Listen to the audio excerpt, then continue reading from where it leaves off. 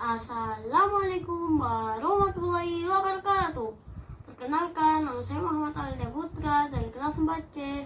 Sebelum saya bercerita, saya ingin mengucapkan selamat tahun baru yang ke-1442 Hijriah. Semoga kedepannya iman kita semakin kuat dan menjadi pribadi yang lebih baik lagi.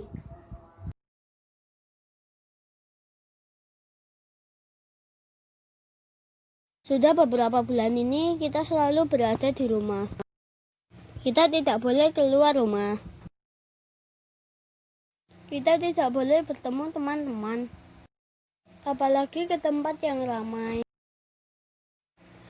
Sekolah juga diliburkan dan kita harus belajar dari rumah secara daring atau online.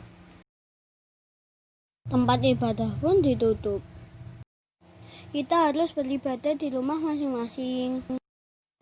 Bahkan ibadah haji tahun ini harus ditiadakan. Dan ada juga sebagian dari orang tua kita harus bekerja dari rumah. Tapi ayah saya sebagai buruh pabrik harus bekerja di pabrik. Inilah kekuasaan Allah. Allah dengan mudah membalikkan keadaan. Apa yang terjadi dengan dunia saat ini?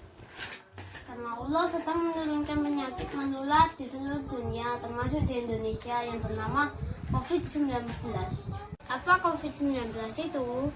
COVID-19 adalah singkatan dari Corona, virus, disease yang bahasa Indonesianya penyakit 19 ditemukan pada tahun 2019. COVID-19 pertama kali ditemukan di kota Wuhan, China pada akhir 2019 lalu. Gejala COVID-19 adalah demam, batuk, dan sesak nafas.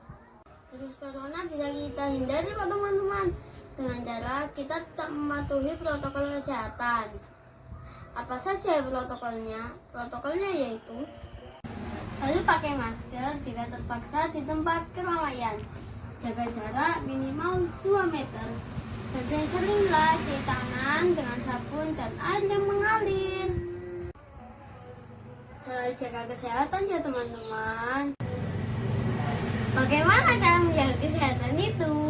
Cara menjaga kesehatan yaitu olahraga minimal 30 menit setiap hari. Makan makanan bergizi seperti sayur dan buah-buahan. Minum minimal 2 liter setiap hari.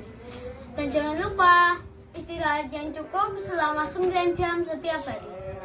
Dan jangan lupa selalu berdoa kepada Allah Subhanahu wa Ta'ala agar terhindar dari macam-macam penyakit. Dikarenakan Allah adalah yang menciptakan penyakit. Sakit dan kesembuhan adalah datangnya dari Allah. Bagi umat muslim, semua yang terjadi di muka bumi ini tidak ada yang sia-sia, semuanya ada hikmahnya. Menurut saya, hikmah adanya pandemi ini adalah udara menjadi bersih. Betapa nikmatnya salat berjamaah di masjid. Ketika masjid tutup, justru orang berbondong-bondong ingin datang. Begitupun yang biasa ke masjid. Buat rasa sedihnya kehilangan kesempatan ibadah di rumah Allah. Hikmah bagi dunia pendidikan. Pembelajaran yang dilakukan di rumah dapat membuat orang tua lebih mudah dalam mengawasi terhadap perkembangan belajar secara langsung. Orang tua lebih mudah dalam membimbing dan menguasai belajar anak di rumah. Hal tersebut akan menimbulkan komunikasi yang lebih intensif dan akan menimbulkan hubungan kedekatan yang lebih erat antara anak dan orang tua.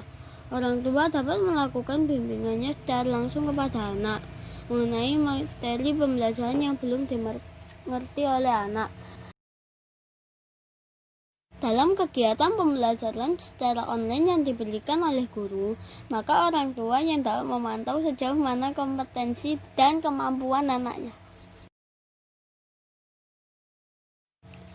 serta membangun kesadaran bagi orang tua bahwa tugas guru itu sangat sulit. Hingga dengan adanya pandemi ini, kita akan menumbuhkan rasa empati orang tua kepada guru.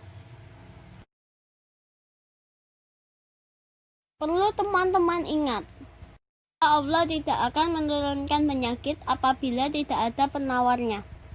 Ma anzalallahu da'an illa anzalalahu shifaa.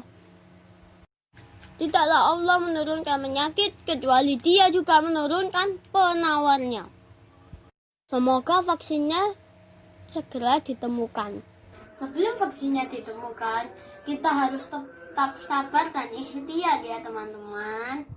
Tingkatkan terus ibadah kita kepada Allah bersama keluarga. Jangan lupa berdoa agar keadaan cepat normal kembali. Tetap semangat belajar online-nya ya teman-teman. Badai pasti berlalu. Jadi tetap semangat untuk menghadapi pandemi ini. Semangat, semangat, semangat. Sampai di sini saja cerita dari saya. Wassalamualaikum warahmatullahi wabarakatuh.